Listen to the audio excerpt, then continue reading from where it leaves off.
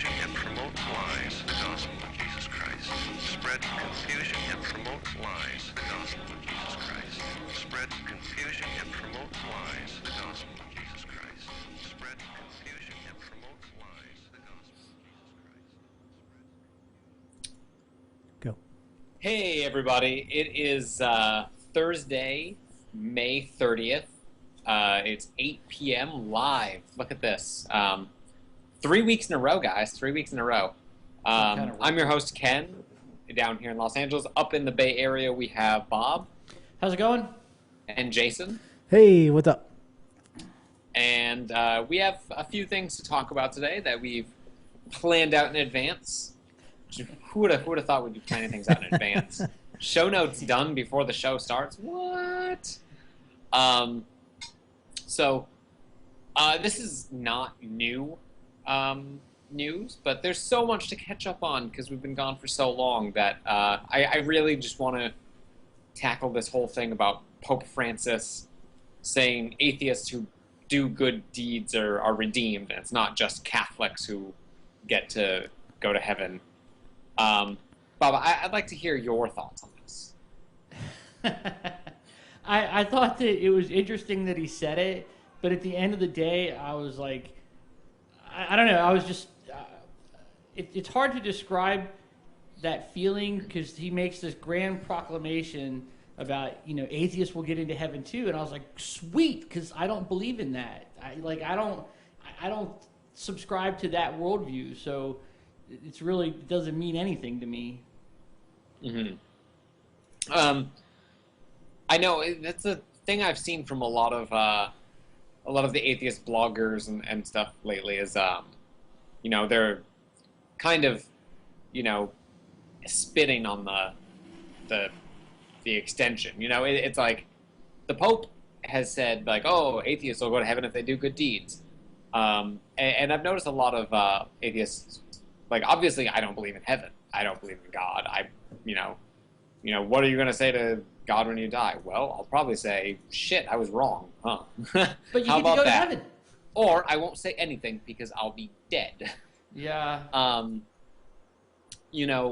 So I don't believe in heaven. I don't believe in God. I don't believe in hell. I don't believe in any of these weird things that Christians believe in. But I think it's kind of, we shouldn't throw the baby out with the bathwater when it comes to, the fact that the Pope said this. The Pope saying, hey, if you do good things, you can get into heaven is a sure hell of a lot better than the Protestant down the street saying, if you don't believe in my God, you're going to burn in hell forever. Well, yeah, so he said it, and then the Catholic Church comes back and says, well, he didn't really mean that. He meant, like, you have to be, in the what do they call it? In the arms of Christ or in the church or something like that. They have some turn of phrase for it. Yeah. So they said, like, oh yeah, he said that, but that's really not what it means. Yeah, and the interesting part is what the Pope said isn't, part and parcel. It's not really different from what the Catholic Church has been espousing for generations. The Catholic Church has always had a focus on works. It's just never included atheists in it before because you had to be a part of the church, so to speak. We did. So you have to be baptized first. I listen to old episodes every once in a while, and I can hear myself saying, like, remember when the Catholic Church used to be focused on works, and when did that all go away, and when was it, when did it get crazy? And now this new guy is Pope Francis is stressing works, but and then the church said, and their turn of phrase is something like you have to be washed in the blood of Christ or something like that.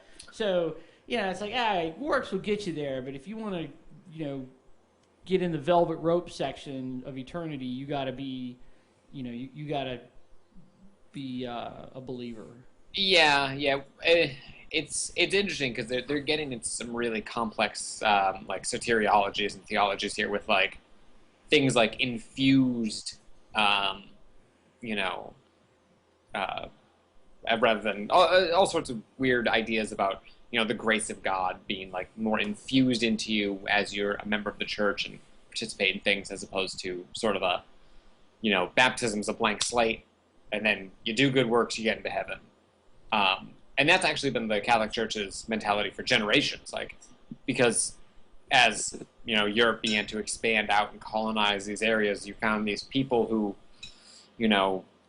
had entire cultures that had never even heard of Christianity. And people were really dismayed at the fact that, oh my God, what happened to all these people that died before missionaries got there?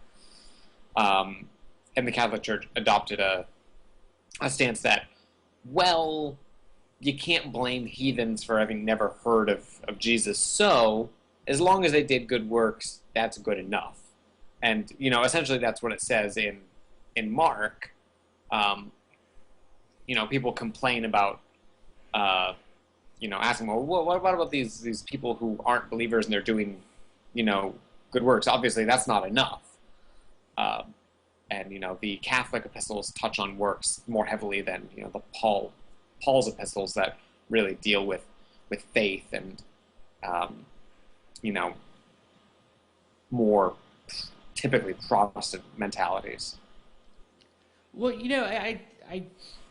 I appreciate the emphasis on works. I do.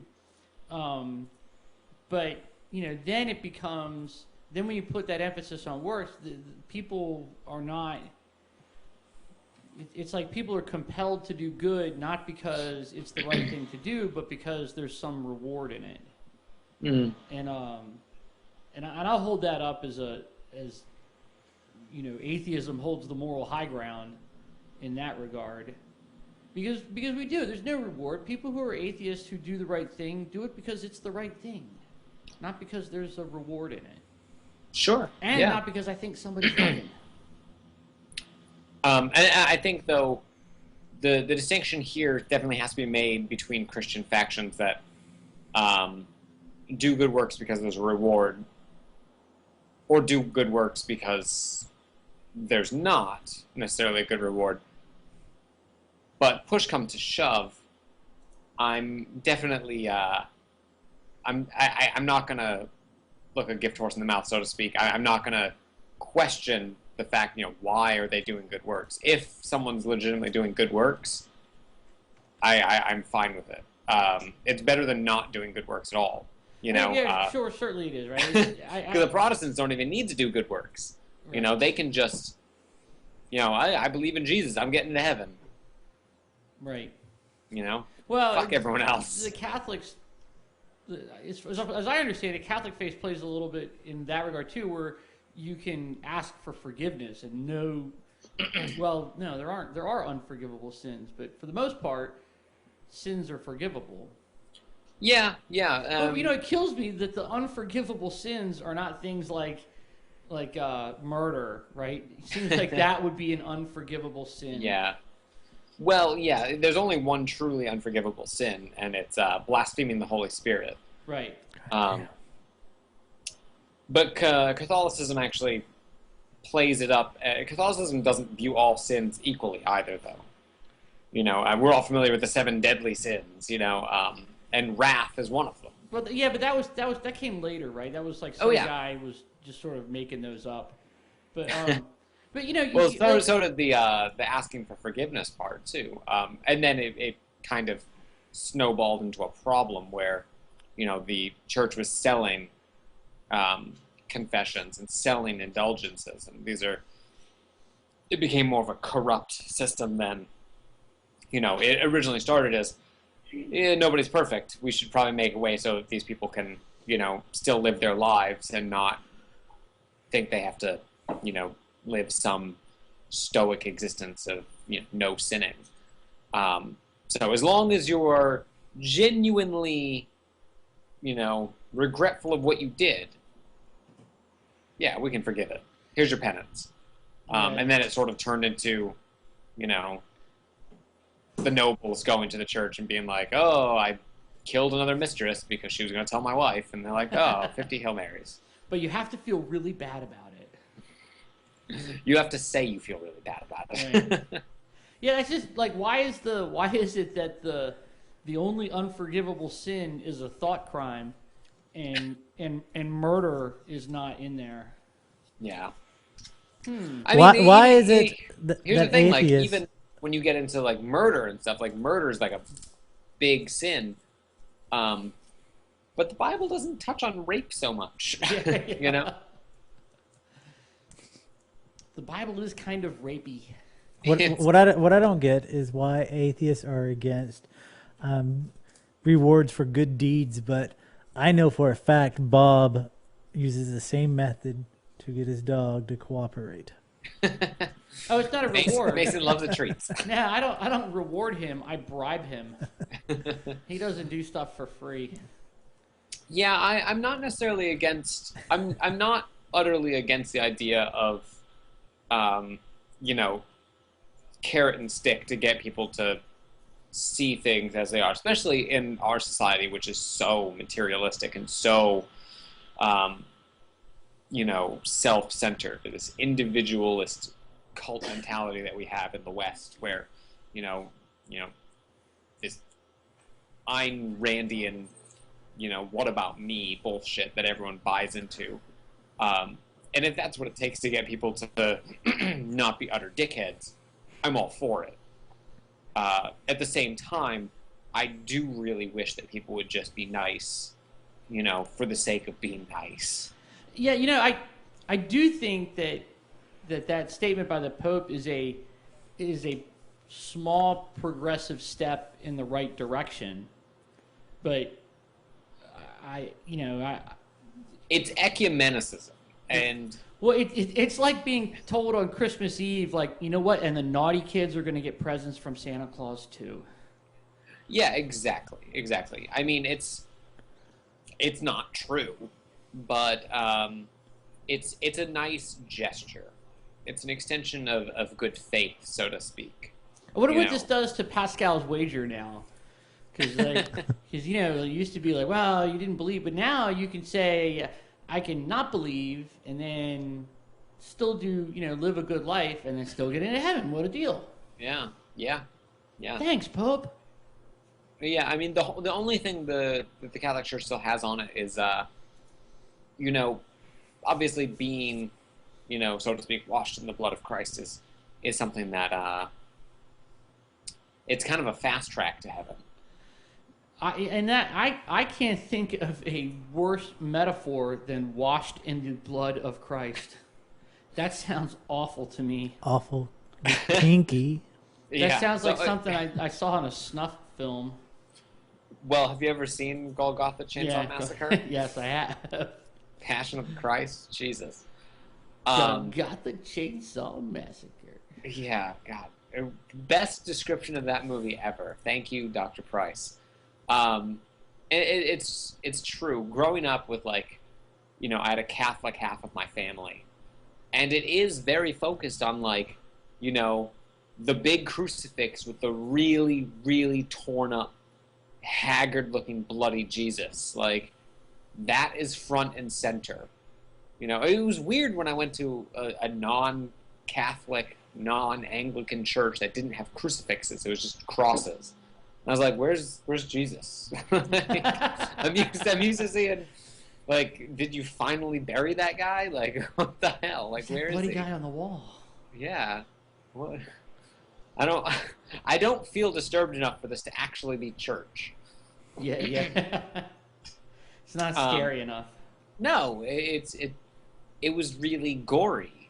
And that's what I remember from church from being really young. Because the Anglicans are kind of into it, too. Like, I remember going to church in the Anglican church in Medway, Massachusetts, and it's Christ Episcopal, by the way. That's the one I was baptized in. Big stone building and big pipe organ in the back and gigantic bloody Jesus, like, carved out of wood, like, gory as hell. And it's meant to invoke, like, you know, compassion and you know, sorrow and all these things. Like, oh my God, like, I feel so bad. This guy was, like, torn to shit and then crucified in, like, this horrific manner. For me, I better take communion. And the whole washing the blood of Christ thing is, it's a reference to the sacraments and stuff. So most of what the Pope said would be totally lost on, I feel like, on most Protestants.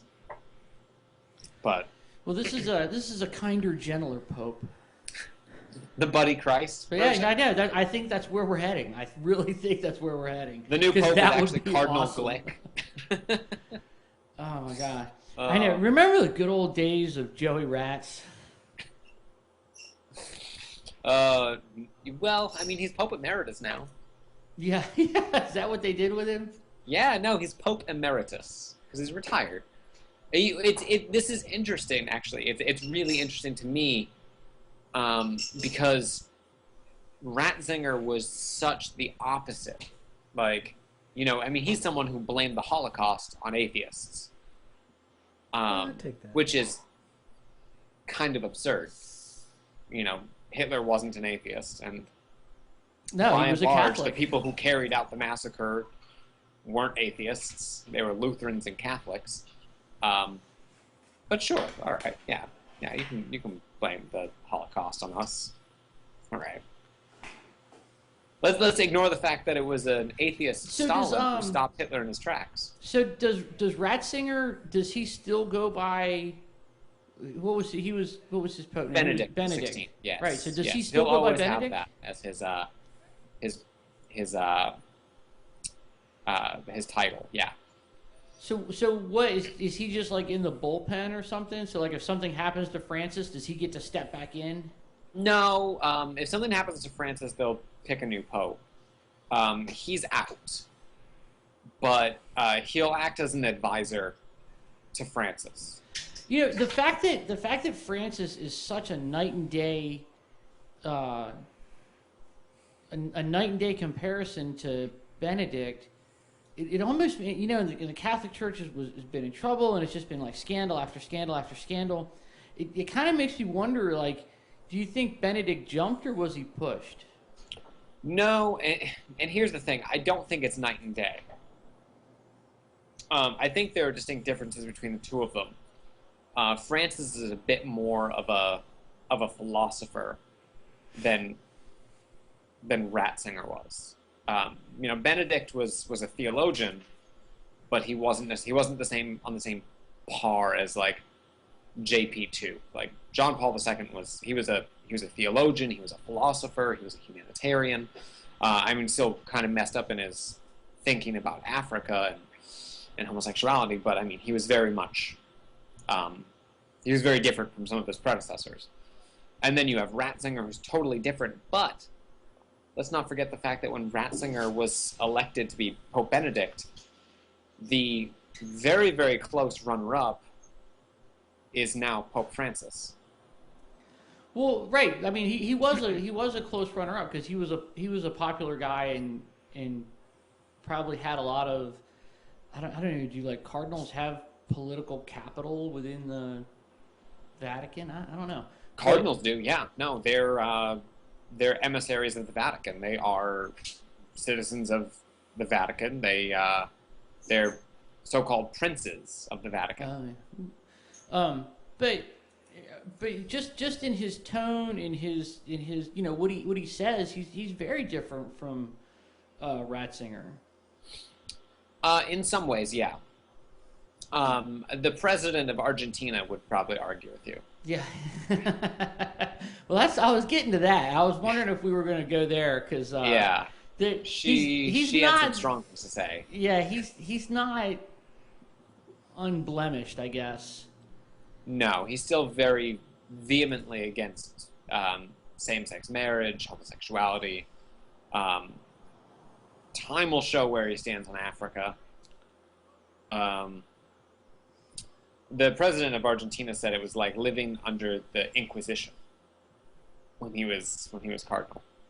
Well, there was a lot of in Chile and Argentina. There was a lot of political turmoil. I don't know. I guess in the 80s and 90s, maybe even earlier, and that was when like people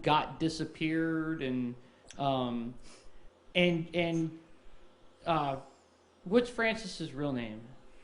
I forget his real name. Yeah, it's hard to remember their real he name. was, he was cardinal there or bishop or something there, and there's some like it's sort of that same thing with where like Ratzinger was involved with the Nazis. Like he didn't do anything, but he didn't do anything to stop it. Does that make him culpable? I don't know. Well, Ratzinger, in Ratzinger's defense, he was like 14. He could have Or done like more. 13. He was really young. He was a Nazi sympathizer, you know it. Yeah. I mean, he was an HJ, but so are all like 14-year-olds in Germany. Yeah. Because you had to be. Yeah. The fascists don't really take no for an answer, you know. Nah, I'm gonna sit this one out, guys. You guys That's okay. you guys do what you're gonna do, but I'm gonna go over here now. No, they had a special place for people who didn't agree with them. Yeah. I don't know. We'll see where Francis sits. I know a lot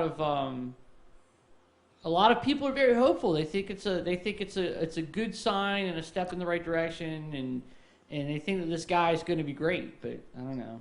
Yeah, I'm just gonna say after about 1600 years of the Catholic Church existing, it's jumping the gun 2 months into the guy's, popehood to start thinking that he's going to start cleaning house. Just my opinion. Yeah, well, I mean, yeah, I don't know, man. It's just so many things that they gotta fix.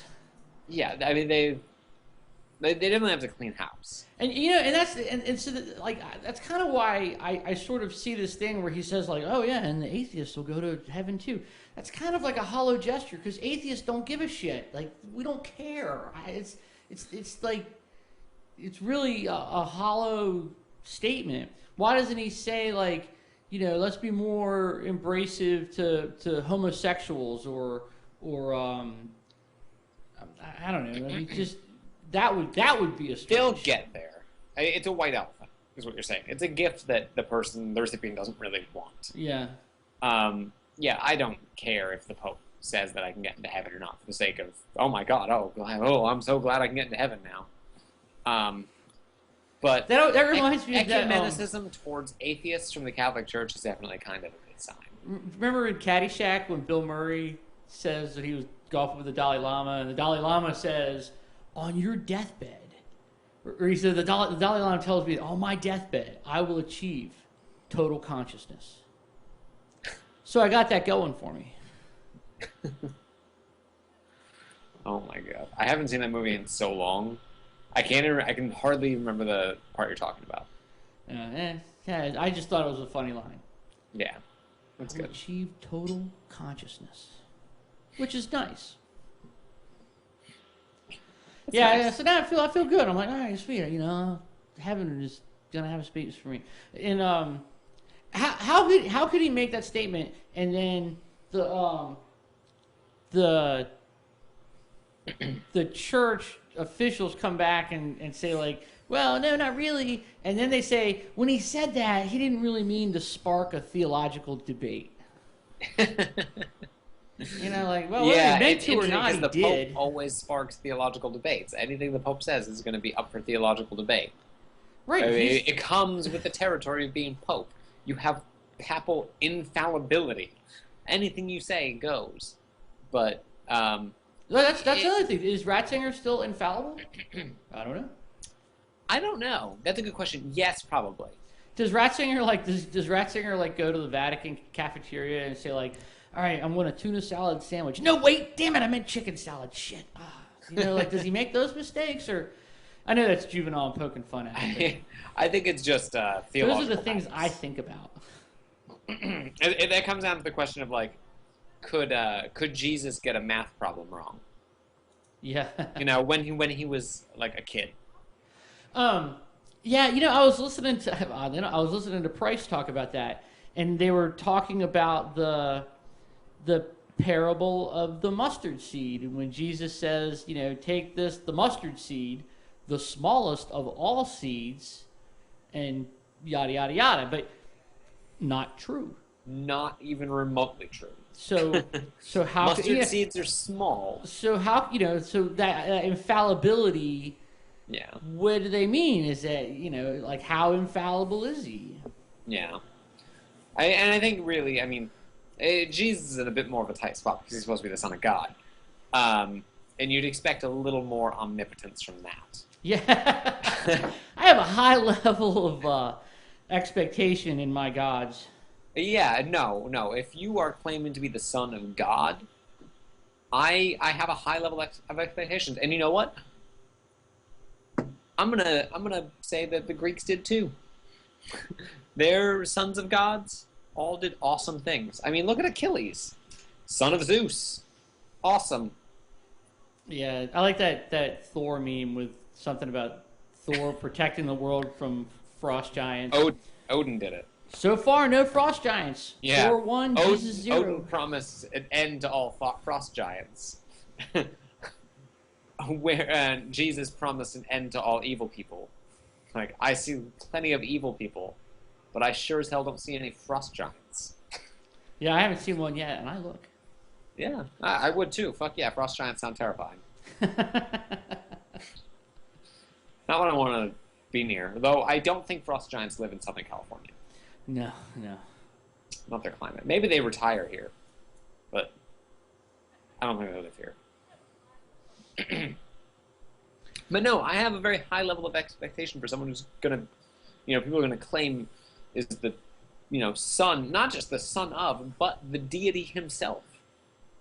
I expect high things. I think that all of that is all of that infallibility and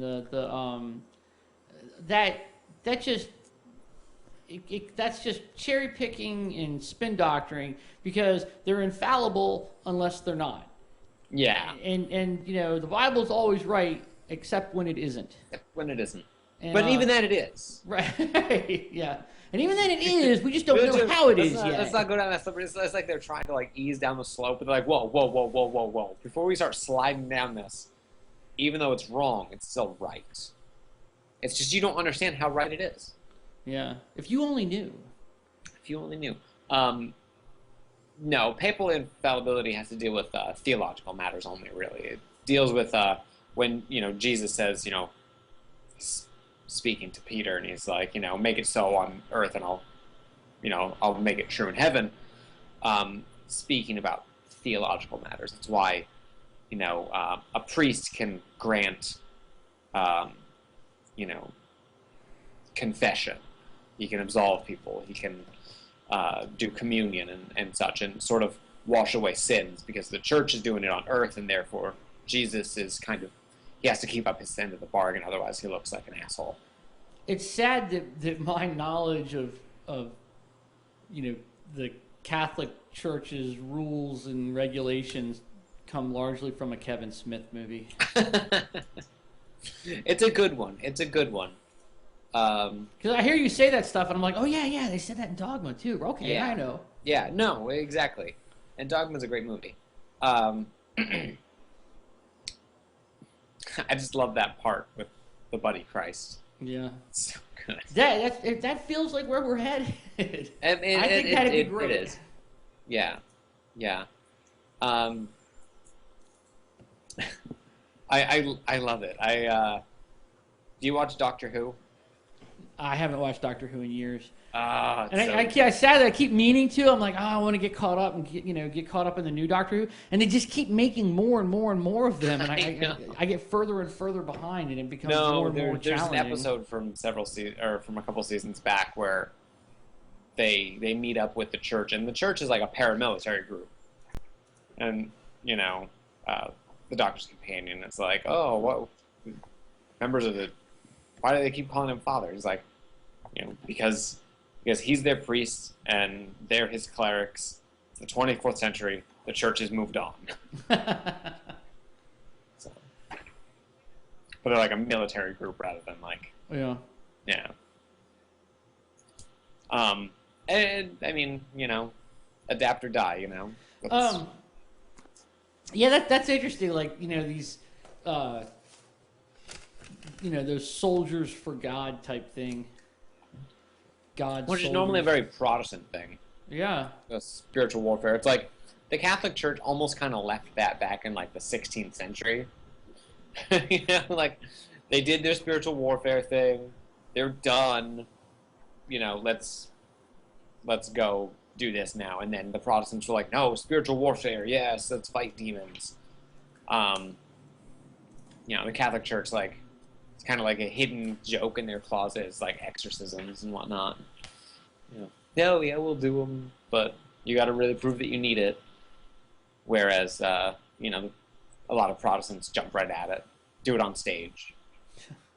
People writhing and blowing snot out of their nose, and gurgling noises, because I think that that's what you have to make when you're getting exercised, I guess. I know, like, I watch movies. I know what happens when you get exercised. Duh, I've seen The Exorcist like 400 times. I know. I know the noises I make when I exercise. It sounds like that. Yeah, exactly. I've watched it here in LA. There's a wonderful thing called Cinespia, and it's at Hollywood Forever Cemetery, and they screen movies. And last summer, I went and saw The Exorcist in a cemetery. In a graveyard? Awesome. Yeah, it was awesome.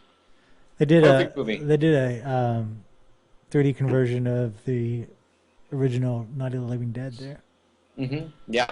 And Rochelle was just saying that and it Bob's was her wearing that idea. shirt. She wants everyone to know that it was her idea to go to Cinespia. So we're about halfway through now. Do we have anybody in the ye old chat rooms, or are we just all alone today? We have people there, but nobody's talking. Talk, people, talk. We need things to talk about. Or somebody to go like, shut the fuck up. So wait, you only planned for half of the show, and then one No. the chat room.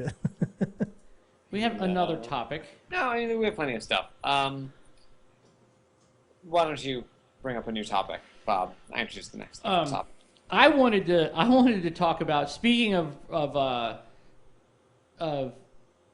small steps in the right direction. We probably should have got to this last week, but did you hear about the Arizona? I think he's in the House. He's a state lawmaker.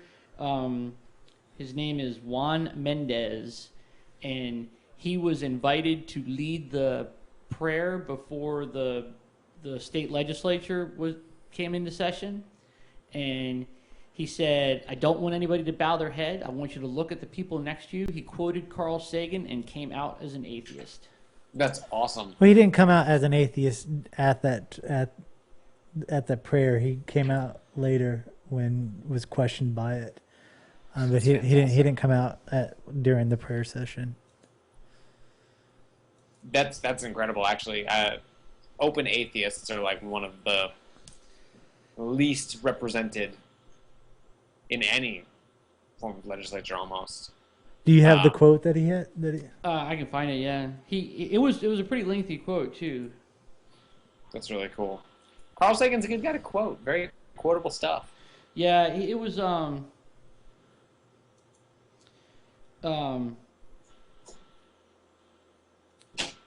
mean, forever, I'll always say billions with a B whenever I'm talking about something that's in the billions because of Carl Sagan. billions. Billion. But he never said Exactly. billions and billions. He just said billions. Billions. But he always said with a B.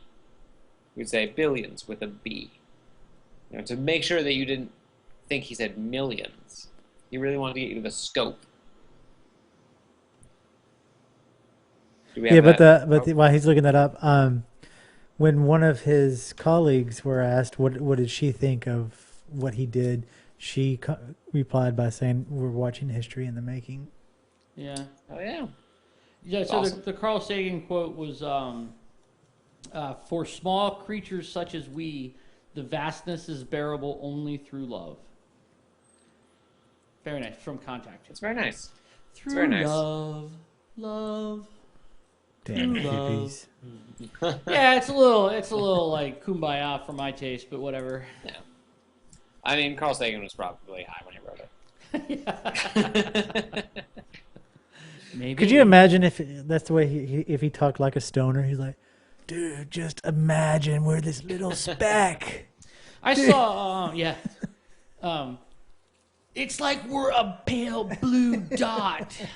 Can you believe that? Dude, fuck. Oh, Just 1 pixel.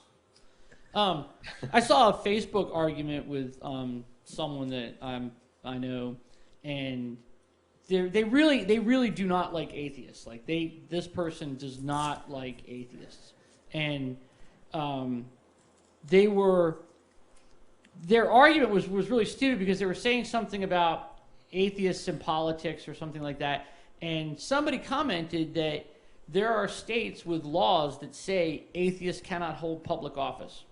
Mm-hmm. And they sort of were like, oh yeah, and they said, show me one state that has a law that says you atheists can't hold public office. And, Delaware, Pennsylvania. Yeah, right. So the guy came back with all these all of these state laws and codes, and then their argument was that, well, the law would never be upheld because, an atheist would never run or something like that. And it's like, well, maybe they won't run because they can't. But then there's a federal statute, and I forget which state it was, but there was a federal, I guess it was a Supreme Court ruling where this guy was an atheist and he was barred from public office, and then the Supreme Court ruled that it was unconstitutional for him to be barred. But the office he had was notary public. So they were trying to keep this guy from being a notary public because he was an atheist. Yeah. And then the Supreme Court ruled that unconstitutional. And so based on the way the federal law takes precedence over state law, it doesn't matter what a state law is on the books, you can still. Yeah, I believe that was Delaware. I think it was Delaware. I'm familiar with it. I believe it was Delaware, and they didn't strike it off the books because no one wanted to, even though they can't enforce it after the Supreme Court did what they did. All the lawmakers up till now have been hesitant to become the unpopular guy seen as being the one who wants to remove it. Yeah. So it's a useless law. Let's just get rid of it. Oh no, I wouldn't want to amend that. I don't want to be linked to getting rid of it and allowing atheists. Atheists can already get in. The federal court said so. Right, because that's how you'd be known. You'd be the guy that wants atheists to be. That's how it would be spun. Yeah, like, don't vote for him. He wants atheists to be in government power. Yeah. Well, why doesn't he just do it at the end of his political career? Business. Why does it? I mean, some people might. Somebody might. I mean, maybe someone will at the end of their political career when they're like, all right, I'm officially going to do nothing else in politics. Right. But I mean, I don't. Does anyone really have that point? Camping and a lot of people do. Well, I feel like maybe, and if they get to that point, are they really going to give that much of a shit to deal with it? They're planning their retirement. Yeah, I'd like to see if there was some fallout from this Juan Mendez in Arizona. Well, I just think it's a weak argument saying that they're not doing it because they don't want to be singled out. Maybe they're not doing it because it's not a priority with the people in their district, or they respond to all the letter writing, whatever is popular in their political realm. Maybe if they were feet were held to the fire to remove it, maybe they wouldn't. Maybe they're not being pressured. Well, they ought to in the first place. Well, they ought to. Yeah, the government ought to do a lot of things, but they don't until they're pushed up against the wall and saying, "Hey, we're the people."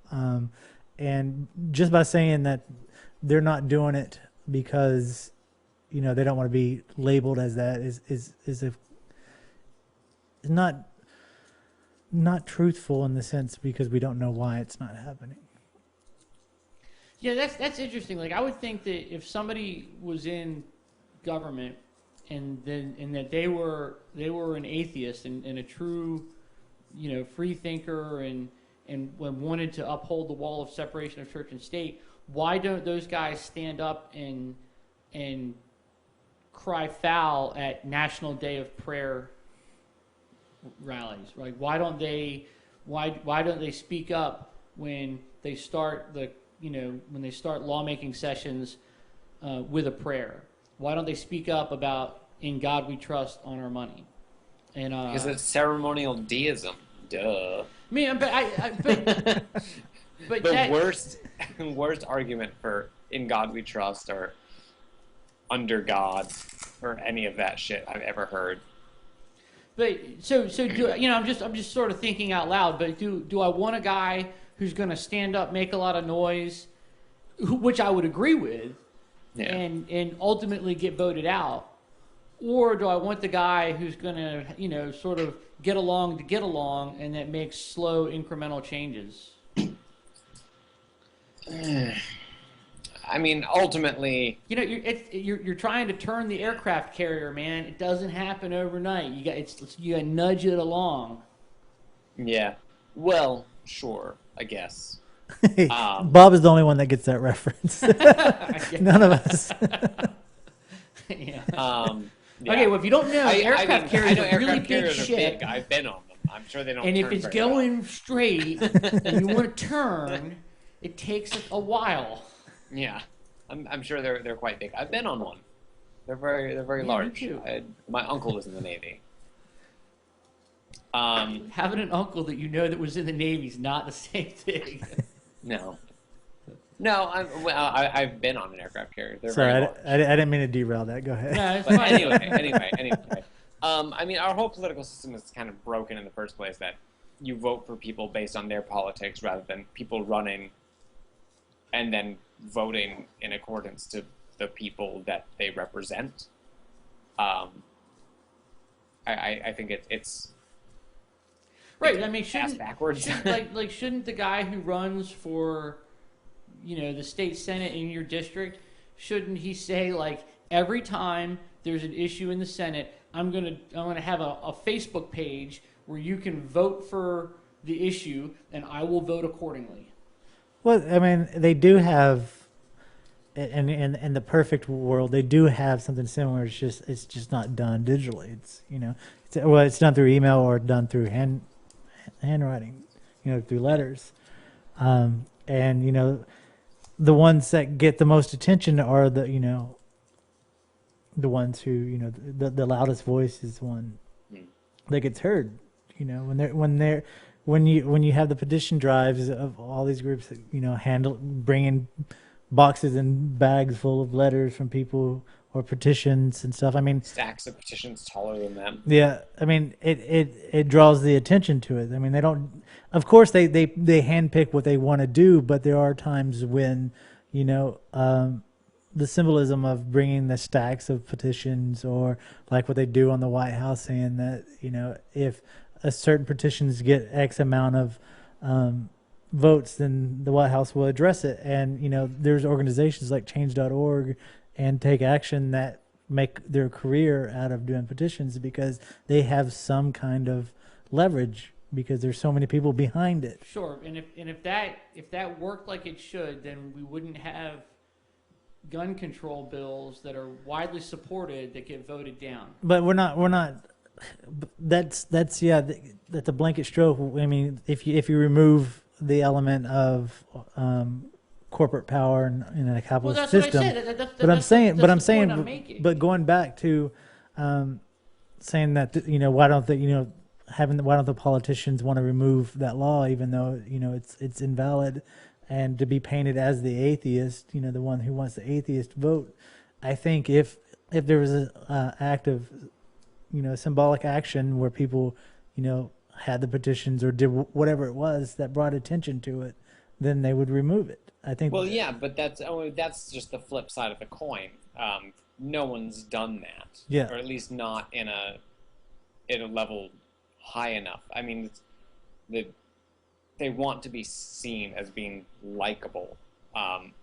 There have been numerous studies now done by Pew and other organizations that show that atheists are the least trusted of any minority, like less trusted than Muslims. And I mean, Sikhs and Hindus get beat to death because people think they're Muslims. True, but I just think it's dishonest to say that the only reason that these politicians are not taking a stand on that is so they'll be painted in a bad light, because we don't know why they're not taking a stand. I think, generally speaking, the only reason politicians don't take stances on things that would be easy soft sells is because there's some aspect that they don't want to be painted in a bad light for.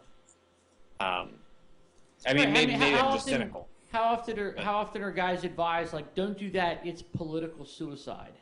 Yeah. Doesn't matter if it's right or not. Yeah. Yeah, but And- we don't. and But with we the again, we're political zeitgeist in but this we're country. but with this, we are painting this picture that we have no evidence of. Well, that's why they haven't removed it from the book. Yes, there are times where people go, don't do it because it's political suicide, but we don't know if this is that time. You're right. And so it is speculation. That's fair to say it's speculation, but that's what we do. We're speculators. I'm speculating. I thought we were skeptics. Damn it. I'm speculating skeptically. I do believe that a legislator pushing to remove that bill from Delaware's laws would be viewed as political suicide, given the current climate politically towards atheists. A lot of people, I mean, they can't uphold that law. They can't enforce it, but it's there, and it definitely makes some people feel safe. Like, and removing it is almost like opening the floodgates. Oh, this, now the atheists are going to rush into office. It's I don't know. I think atheists are not trusted politically, despite the fact that, I mean, there are a few atheists in offices here and there. Arizona's excellent. There was one senator from California, but that's it that I know of. Not a senator, but a representative. Sorry. Yeah, but I think that there's probably more out there. Oh, I'm sure there's tons. There's got to be. I mean, if not atheists, at least a nun. Right. It's what, 16% of the U.S. population. It's nuns. Right, but 0% Most of them are- of the electable population. Yeah. And I mean, we'll see what happens if this guy gets reelected or not. I mean, That will be Arizona true. isn't a super religious state, but I mean, I'm sure it's religious enough. Yeah, I guess it would depend on which district he's in Arizona. I'd have to ask Christy. She knows Arizona pretty well. Yeah, I mean, I if could he's see in if it was like Tempe Flagstaff or something. Phoenix or something, it's fine. But if he's like, He's in Out Mesa. thick somewhere. What was he? He was. I don't remember that it said.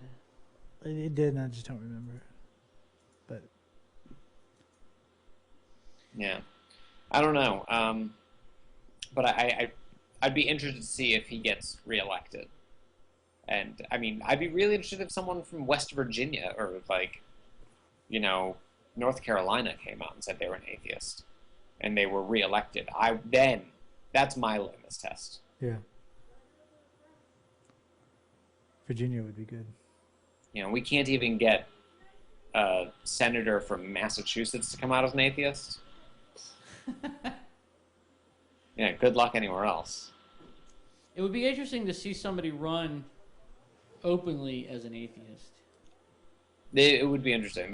There was one guy, and it sucks that I forget his name, but he was a representative from California who ran openly as an atheist, and he's like initiated bills to recognize Darwin Day as a national holiday, and so like several years in a row. But I don't remember if he was reelected or not. Yeah, I don't know. So it's just funny to see those arguments play out. Show me one law where it says an atheist can't hold public office. Well, those people aren't usually too keen on facts. Yeah. Like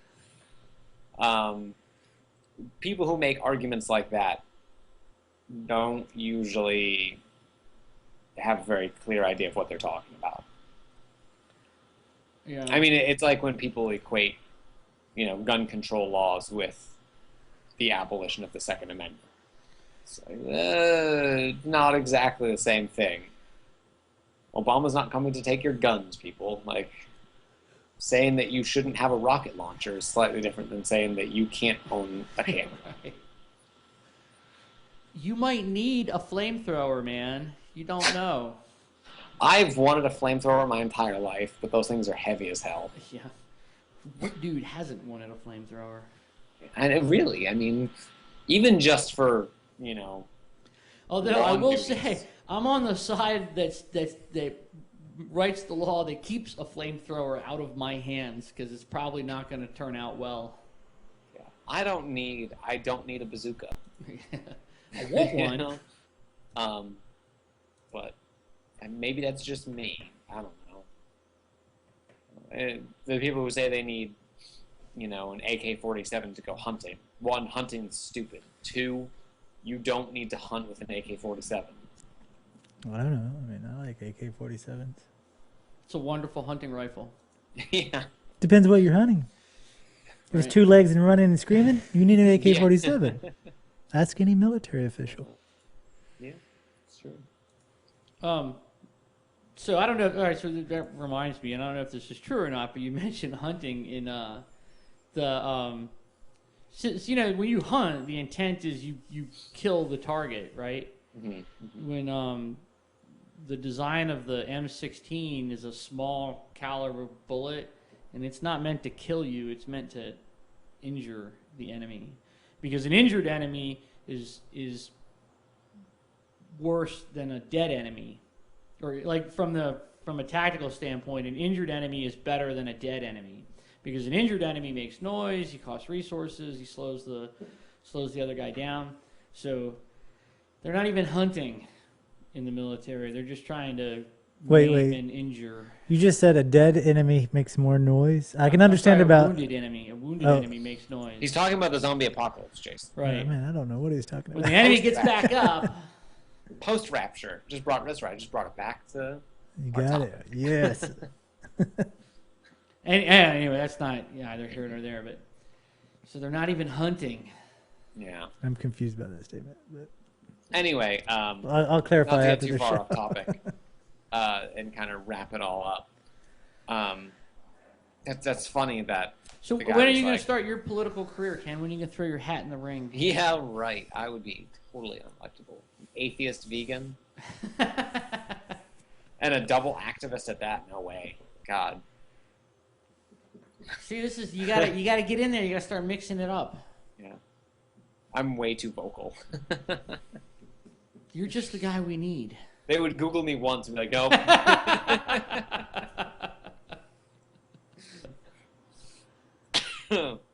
One of those things where your internet search history probably blocks you from getting elected. I've been watching a lot of House of Cards. I'm not gonna lie. Yeah, nice. So I think you can hang, man. I think you could do it. Yeah, you can run you on the think so? atheist platform. Maybe after I start my my career as a hip youth minister. Yeah.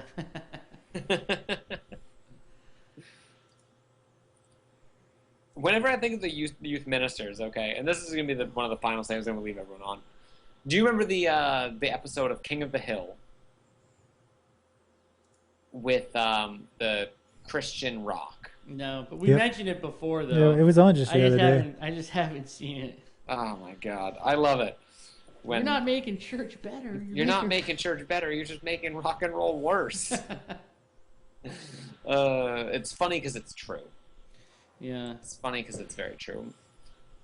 My cat is about to try and jump the 4 feet from the counter to the top of the fridge. Well, I'm gonna sleep better at night knowing that there's an atheist in office in Arizona, In Arizona. and the Pope is gonna let me get into heaven.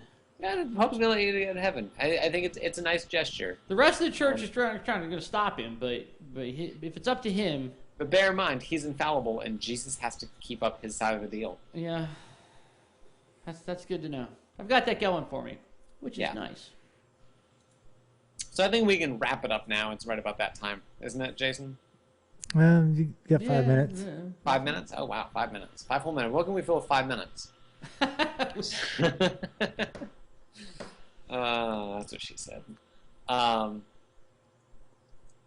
No, not a single even giggle from you guys. I heard that. Yeah. Thanks, Michael Scott. Oh God. You I just think that's you all we made have. you made me think about like where atheists are discriminated against. I'm gonna go home and set up my Christian Mingle profile and see how long it takes me to get kicked out. Get kicked out. Best pastime of any atheist is going into Christian forums and seeing how long you last. Yeah. It's like trolling, but better because you're right. That's what she said. I don't even know what that means. I just wanted to be part of the gang. Yeah. I just wanted to be another joke. I didn't understand it the first time. So speaking of Francis, I mean, we got to come up with a good nickname for him because we had the Pontiff Palpatine, Pontiff Palpatine and Razzi the Nazi. and I liked on the what was it, Reasonable Doubts, they called him Joey Rats. Joey Rats. That's awesome. I like Joey Rats. I think Razzi the Nazi is probably my best one. We got to come up with something for Francis. Although every time I hear Francis, remember that scene in which is what I think of when I think of Francis. That scene in the movie Stripes when the guy's like, "The name's Francis Sawyer, but everybody calls me Psycho. Anybody calls me Francis, I'll kill you." Oh yeah, I guess we're gonna have to call him Pope Psycho. Yeah. That's it. We're Call starting me a new Francis, thing. and I'll kill you. Pope Psycho. And the drill sergeant's like, "Settle down, Francis." This is a funny movie. Stripes. You're getting too deep into the reference now. What about our people who haven't seen it? Yeah, spoilers. Spoiler alert. Every time we put you up on screen, we have to put a spoiler alert at the bottom. Yeah. Spoiler alert for any movie ever made. So you have 3. You want to take it out? Yes. Okay, so been great. 3 weeks in a row, like I said, I can hardly believe it. Kind of a streak. We're- it's one of our best. Oh, we did 60 So- shows, didn't we? How many shows did did. we do in a row? I don't know. It's 60 something. Yeah. So 3 is, but anyway, it's been great, this week. Let's get that chat room moving a little more next week. We really want to hear what you say. You can always leave us comments and feedback. Jason will put all that stuff on the screen. Can you even do that now? What's that? Put the stuff on the screen? The comments? The contact. Oh, yeah, I guess I could. I mean, Okay. I'm I not don't even prepped to know do it how- this how time. he I does just- these things anymore. Because it's all new, because it's all live and fantastic. But that's what I mean, I guess I could do it. that's what Zombie Popcorn's all about. It's live entertainment. Dinner and a movie. See if I can do this live. So you can check out all the social media. We're on Facebook and Google Plus, and check us out on Stitcher Radio and iTunes and YouTube, and go to the website zombiepopcorn.com, and just leave us feedback and comments. We'll get to it whenever we have comments. We try to address them on the air. And with that, what is it? 757. Jason. 133. 337. I've made the text too big. Oh no. We'll work on that for next show. No, it's 757-337-2195. I was trying to go live. Hey, with we're the up text. in the ante on you, Jason. You're just gonna have to get better every time. You got to be able to roll with these punches now. Yeah. Get ready. I'm going to ask you to throw random things on. Well, the screen. funny thing is hopefully, Flip frame. if not this week, but next week, we'll have a soundboard and be filming in front of a live studio audience. Can we do wacky noises? Yeah. That'd be great. I love that. It'll be a call-in show. People can call in and totally tear us a new one. Well, we have the phone where they can It'll do be it. awesome. So with that, we'll see you next week. Word. Later. Bye. Bye. Bye.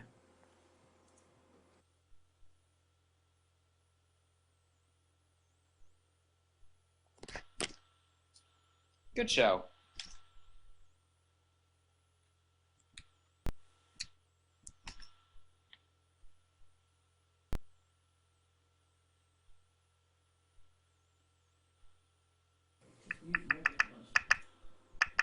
You guys still there? I'm still here. We're probably still broadcasting. Now, this is the part of the show that other people get to hear when we're like, hey guys, what's going on? Hey guys. No,